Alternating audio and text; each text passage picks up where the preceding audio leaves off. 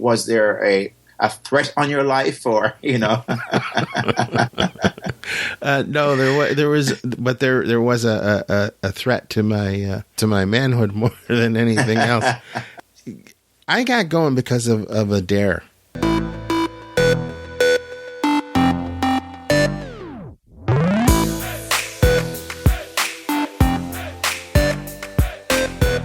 Podcast by Friday with Bill Griggs and Kingsley Grant. We help people to create their minimal viable podcast by taking bold action to defeat procrastination and to get their voices heard. Strange things can happen when you accept a dare. You find yourself doing things you thought you couldn't. You discover that limits are meant to be pushed. And that bold, swift action can be a real game changer. I got going because of a dare. So I was at the podcast movement conference in Fort Worth, Texas in 2015. And I decided to step outside of my comfort zone earlier in the day and go down and actually talk to people, because I'm kind of introverted and I don't drink, so I never hang out in bars. But when I went down there to the bar, I walked up to a group of guys who were obviously there for the podcast and said, "Hello, hi, I'm Bill," and started conversations with them. And one of the guys that was there was Matt Miller, and he's been a guest on your other podcast, the Midlife Launch. And Matt was in the same situation as I was. He had all the equipment to do a podcast, but he didn't have, and he'd even recorded some episodes too, but he never launched it. And I had recorded one or two test episodes.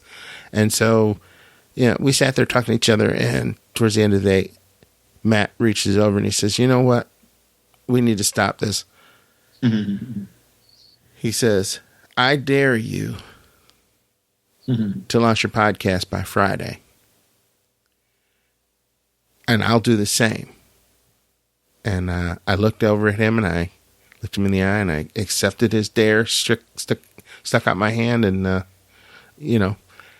there it was. We said we would both launch our podcast by Friday.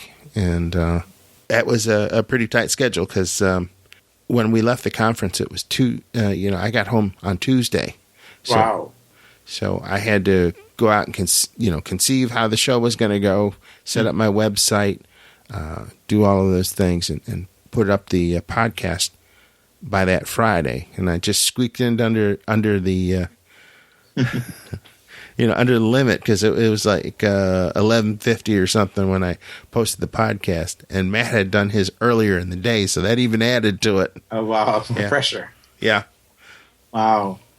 So you had an idea though of the steps you were going to be taking once you got home to get that podcast up and by Friday. Well, I had a vague idea, but this was before the conference had started, and one of the reasons I went to the conference was to get some of that information. So I was fortunate. I happened to be in a class that Joel Bogus, Dr. Pei Kang, and Russ John were teaching on how to launch your podcast to number one in iTunes New and Noteworthy.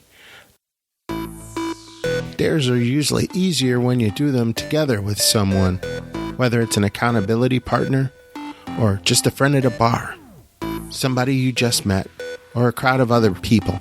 There's strength in numbers. You and I are fortunate because we're accountability partners. We're partners on this podcast, co-hosts and everything. But not everybody has that. And, trying to find somebody who is like-minded, somebody that's got the same thought process going on as you, is really helpful. Because, when I talk to you, Kingsley, I'm always flooded with new ideas that I wouldn't have thought of otherwise. And, you push me, and I hope I push you. And yes, you do. How we first met was in a group that we first met and have developed that relationship because we get the podcast movement. So that group was a conference, and so we met there, and then took that relationship beyond and just developed that relationship. And so it's important that, as you're thinking about their new podcast, I would just say at the very get-go is to find, as you describe, a kind of somebody who can actually come alongside and encourage and push you and just also hold you accountable, but also be a cheerleader along the way. It was more than just being at the conference. We were also in an online group together. Yes, yeah. I think you actually reached out to me first when I made a comment or something. And you said something. You might have sent me a friend request. I don't remember exactly how it worked out, but I kept it in the back of my mind, and then I saw you speaking up and responding to different things that people were doing, and I said, "Oh, this is really cool. Maybe I ought to meet Kingsley Grant." And so I made it one of my goals when I got to the podcast movement to track you down and try and at least say hello.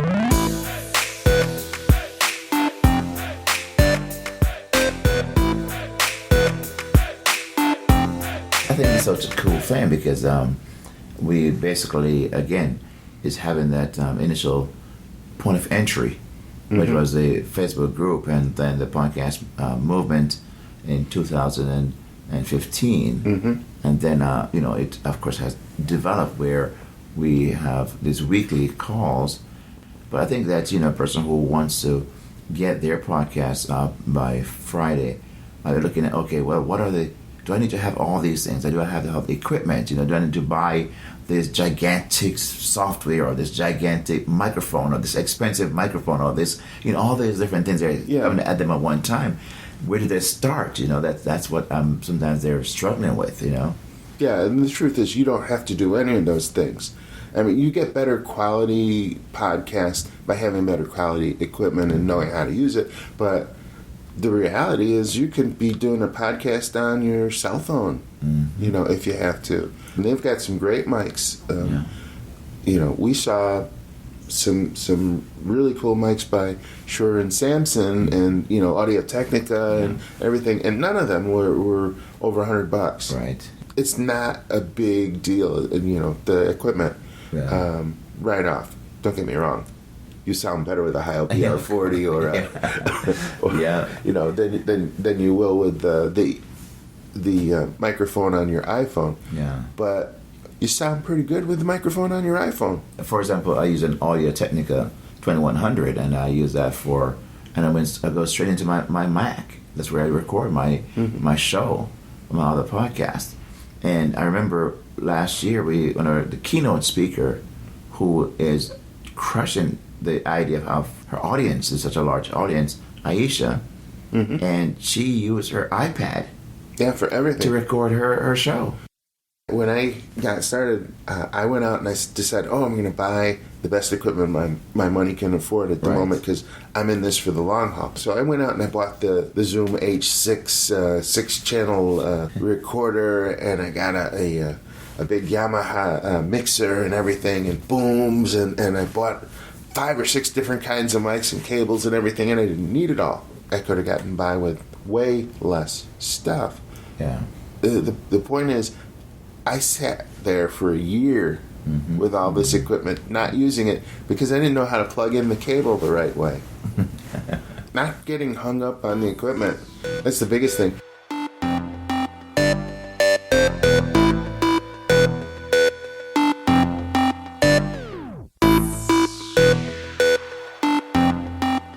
A lot of times you get a subject like this that is complex, that has lots of different moving parts and everything. You get to looking at it and you start analyzing everything that you're looking at, and because there's so many things to look at, you don't take action and you get paralyzed.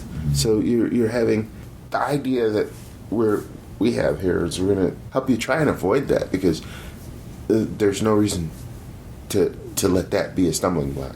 And so people can be so paralyzed by this whole idea. And we're simply saying you don't have to get the confidence. Is where I think that someone like you and I coming alongside helping people, or through even this conversation here, if we could do it, if we are doing it, then you can too, because it's something we've experienced ourselves.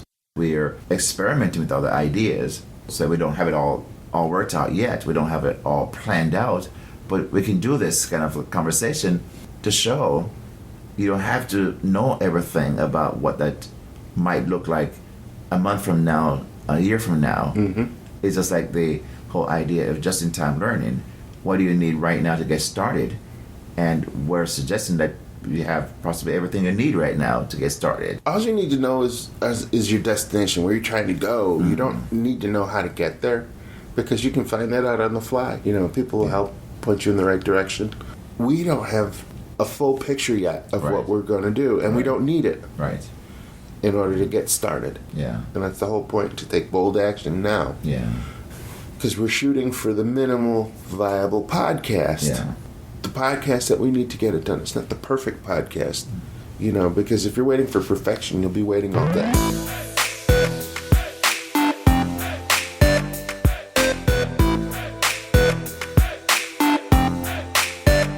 You sat on this whole idea for over a year, right? Basically, you just decide one day I'm gonna have the podcast up by Friday, and whatever happened, you made it happen. Yeah, I already did this once. Yeah. And I remember the excitement and the enthusiasm that went into that, and how it seemed like it was going to be an impossible task when I started. But it wasn't. I got it done. And we don't all live forever, and I don't know how long I have on this earth. I could walk out the door and that would be it. Yeah. But if I took this information to the grave with me, it does nobody any good. And Kingsley, you were talking in your podcast about wanting to rob the graveyard of future riches, and whatever. And this is it. I'm getting this information out there to. This is part of my motivation anyway, to help others. Because that's what it's all about. I mean, my mom used to say, "Each one, teach one." Yeah. Well, if I can somehow teach someone this skill, it's going to grow podcasting. Yeah. It's going to get people's voices out there. Yeah. And that's what it's all about.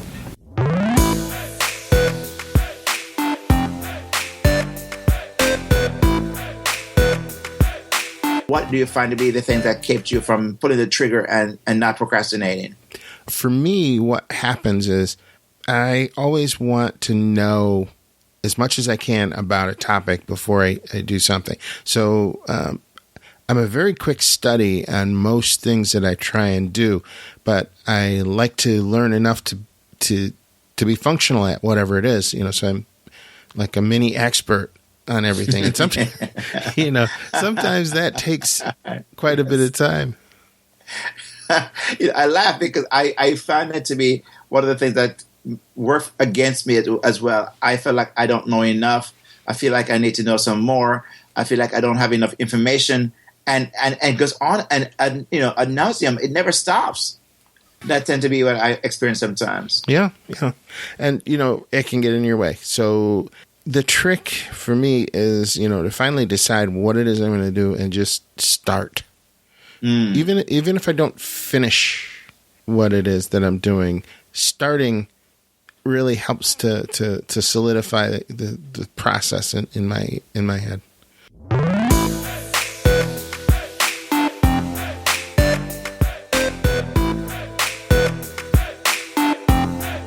We're going to the Sears Tower today.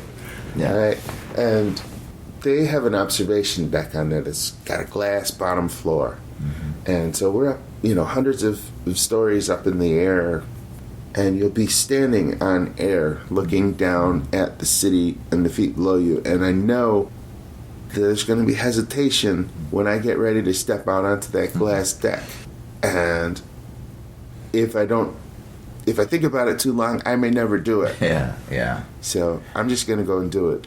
That's what I find as well too. I remember when I had to jump off this cliff, it was like 33 feet in the air, and the guy who didn't go, who was before me, he was like looking down, and what I found that made it work for me, I looked out and I looked up, and when I did that, it just shifted for me, So I find sometimes it's like no matter what it is, starting a podcast, that the idea of taking action, and don't overthink it, like you're saying just now, but just step out, so to speak, on the ledge, and just go with the flow of that moment, because it's by doing that you realize, oh, it was not so bad.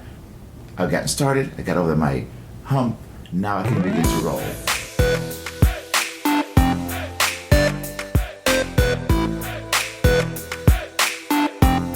Taking action is an antidote for fear of, like I mentioned earlier, about going on the stairs tower and doing the push-ups. Once I was out there on the ledge and I looked down and I started doing the push-ups, I was so immersed in that moment that nothing else matters. You know, even looking down and seeing so far up, but that didn't matter because I was immersed in the moment. And by taking action, it really kind of caused that fear to subside. Yeah, action cures a lot of indecisions. And, yes. you know, it really does. There's absolutely no reason why I couldn't have had my podcast launched, you know, the CNC Router Tips podcast that I have, that I couldn't launch that a year before I did. I was in a position where I went out and I bought all the equipment, got everything I needed, cables, microphones. I have enough microphones to outfit a small band now, you know. But, you know, I went out and got all of that stuff, but there was one piece of knowledge that was holding me back. I didn't know exactly how to plug in the cables to the mixer that I went out and bought and really didn't need. And so I let that one thing slow me down instead of, you know, going out and trying to find someone who had done this before. You know, I just let it slow me down. And if it hadn't been for, you know, going to the Podcast Movement Conference and meeting some of the people I met, I'd probably still be stuck.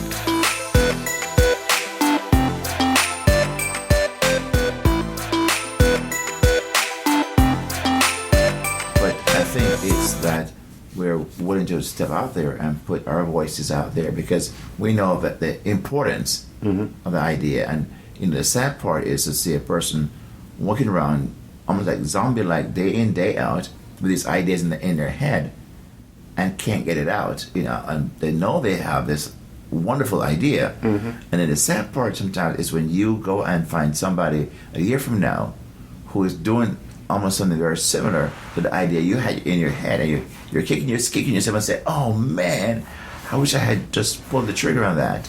Yeah, but one thing that's cool about that thought process is if somebody else is out there doing what you were thinking about doing, that actually validates your idea. Good point. You know, it shows that was a good idea. Somebody is acting on it already and doing it. Exactly. So don't think of them as competition. Right. You know, just go out and do your thing, because they're going to want to hear from you. Yeah. And your thoughts. But here's the thing. No one can do it the way you're doing it. I mean, even if 500 people are doing the very same thing, no one can bring that perspective, the angle that you can bring it. And that is where, and I always think about Starbucks and coffee. You know, they were not the first person that brought coffee and, you know, introduced coffee. It was not started by them. They entered the market that was very saturated. And all they did was find a different angle to do their coffee. And they almost like, Starbucks is synonymous now to coffee. It's almost like, you know, you're going to have coffee. Oh, where? Starbucks, right? Yeah. Because they found a different way. It's all about just taking the action and being willing to put yourself out there. Go outside your comfort zone. You can do this. It's fast. Yep. And it's better if you do it fast. My opinion. Take action now. Yeah. Yeah. I agree.